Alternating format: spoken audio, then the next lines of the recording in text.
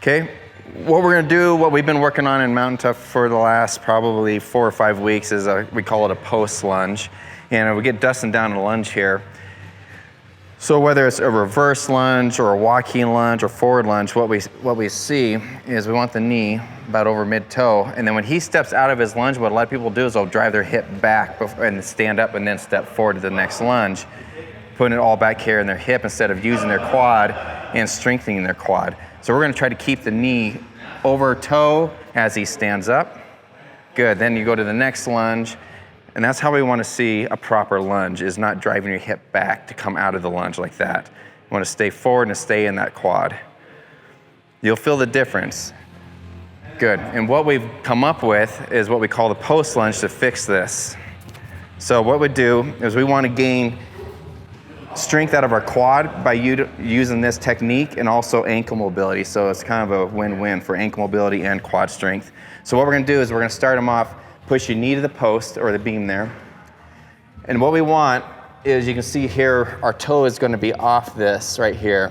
What I want is a mild stretch through your calf. So if you got really good ankle mobility, we can keep sliding your heel back further and further until you find that's just a mild stretch, but I don't want your heel to be tempted to lift though. So you got your heel nice and flat still? Yep. Okay, good. Once you find that distance, then you'll remember that, and over a couple weeks you should be able to gain a little more ankle mobility as well. Okay, good. So now he'll stand up tall and just gonna go basically into a reverse lunge here and drive his knee to the post immediately. And then as he comes up, see how he's hinged forward a little bit, so he's got his chest over mid-thigh, the knee's touching here. As he comes up, his knee's not gonna come off of this post until he's about halfway up. Then you drive the hip back, good. Good, go down again. So what most people are doing the lunge wrong is they're driving this knee off like that and then standing up, taking it out of the quad. Okay, let's do 5 more here. Drive the knee forward, keep, good. And then you can take what you learned here and apply it to a walking lunge or a barbell reverse lunge and actually get stronger quads from the lunge.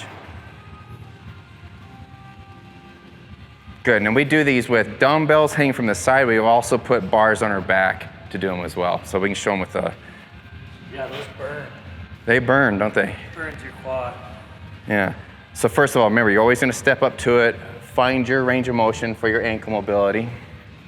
First thing, good. Once you find that nice little stretch through the calf, again, you don't want that heel to lift though. Then he's gonna drive his knee forward and hinge forward a little bit. Good.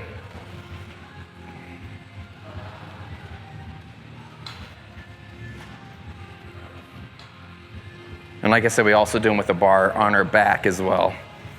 Yeah, those are Good. Yeah, those are good. So when should we be doing these post lunges? So what we've done on the post lunge is we've just replaced our normal walking lunges or a lunge routine with the post lunge instead. Okay. We've been doing it for about 4 to 5 weeks, and then we'll go back to like a walking lunge or a reverse lunge. And then this should correct your form and also kind of gives you the cues to look for while you're doing your lunges and notice that you're not driving your knee back, but you're staying in the quad as you stand up. Awesome. Then we'll do it as an accessory lift to squats. It does help the squat too. So when you're squatting, that you're not pushing your butt back before you stand up, that you're gonna drive with your quads. Yeah. So it does, we've seen it help with the squat quite a bit. Okay. But I wouldn't do them before your squat. Get all your squats done and then do these afterwards. Awesome. Yeah, as an accessory lift. Perfect.